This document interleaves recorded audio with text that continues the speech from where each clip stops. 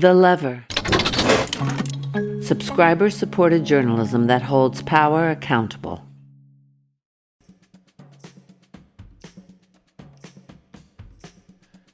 Hey everyone, it's David Sirota. You're currently listening to the Lever Time free feed, but we also have a premium feed just for our paying subscribers.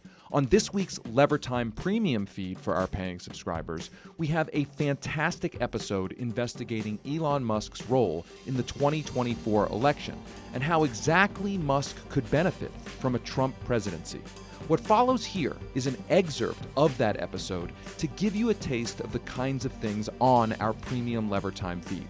If you'd like to hear the whole episode and get access to all of our premium episodes, our live events, and our other exclusive content, then please become a Lever paying subscriber at levernews.com.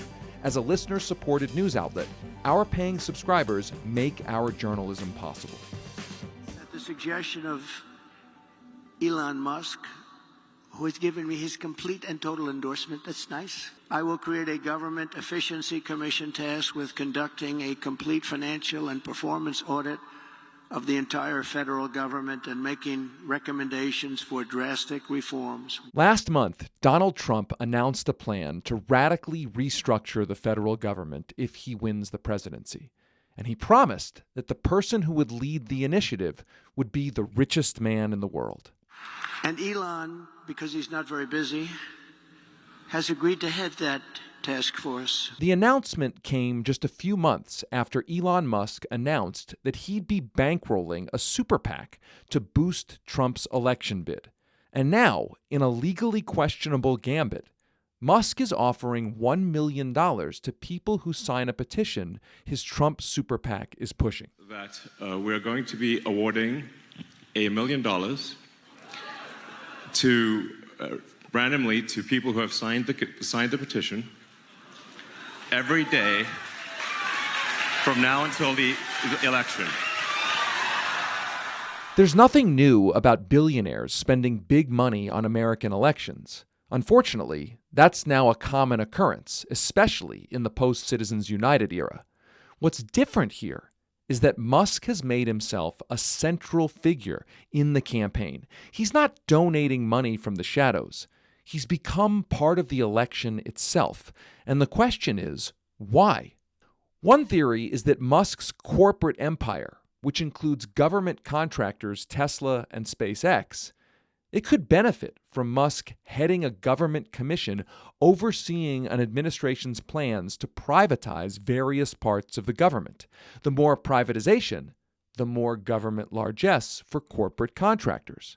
Walt Schaub, the former head of the Office of Government Ethics that enforces anti-corruption laws, he told us in that scenario, the conflicts of interest would be unprecedented.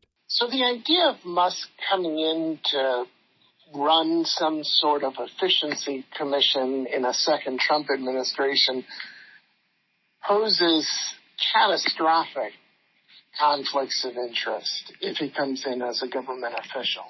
This man is so entangled with the federal government in terms of his business's contracts with the government.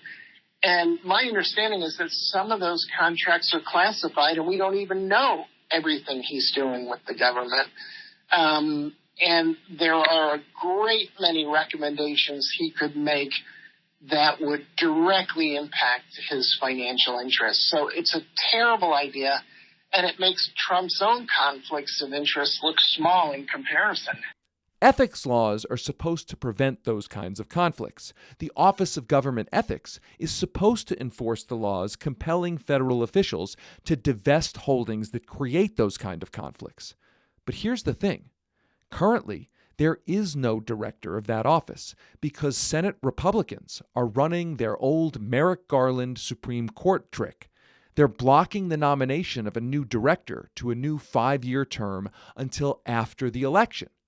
If the vacancy persists, Donald Trump could be allowed to appoint his own ethics regulator. So it's entirely possible that Elon Musk could get to waltz into a top government job without even having to follow ethics laws. But let's say Elon Musk gets appointed by Donald Trump and does have to follow those ethics laws. And he is ordered to divest some of his corporate holdings that create a conflict of interest. Well, guess what? As we reported this week at The Lever, if that happens, Elon Musk could become eligible for a provision buried in the tax code that could give him the largest personalized tax gift in American history. That provision allows federal officials to defer capital gains taxes on their divestments, which for Musk could be in the tens of billions of dollars. So is that kind of huge tax break what Musk is after as he involves himself so publicly in the election? Or is it something else? Senior podcast producer Arjun Singh and I posed that question to journalist Jacob Silverman, who's covered Musk and other tech moguls who are backing Donald Trump.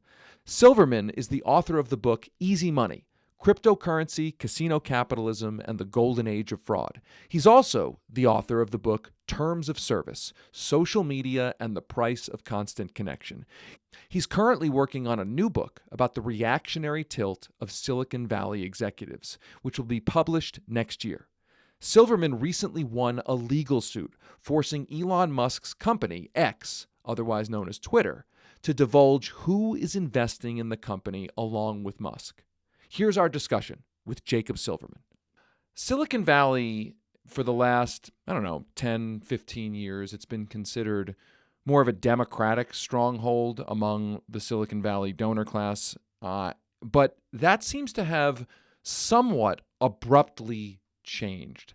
So I think the first question is, tell us a little bit about how much new support Donald Trump and his movement seem to be getting from the tech billionaires of Silicon Valley. And then your thoughts on why there's been that abrupt shift, if it is abrupt, to Donald Trump. Sure. I don't have the precise numbers offhand, but certainly a lot of this shift that we're seeing this year is more open and proud and even brazen, sometimes trollish in how they announce it than we saw in years past. And I think one thing that's notable is not just the tech moguls who are coming out for Trump, but also how some of them have changed their minds, or some of them were pro-Trump, went against him after January 6th, and then have gone back to Trump. Doug Leone from Sequoia Capital, and Musk is one of those too. He said after January 6th that Trump should basically sail off into the sunset.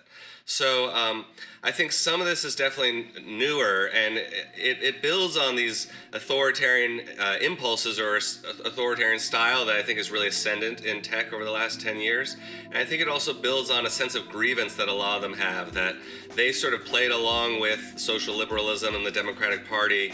They feel like they got failed cities and outrage and discontent from a public that doesn't appreciate them. And I think that is what really inspires a lot of the recent reactionary turn.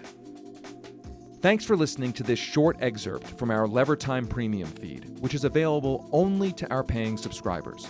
If you'd like to listen to this entire premium episode and get access to all of our premium episodes, our live events, and all of our other exclusive content, then please go become a Lever subscriber right now at levernews.com.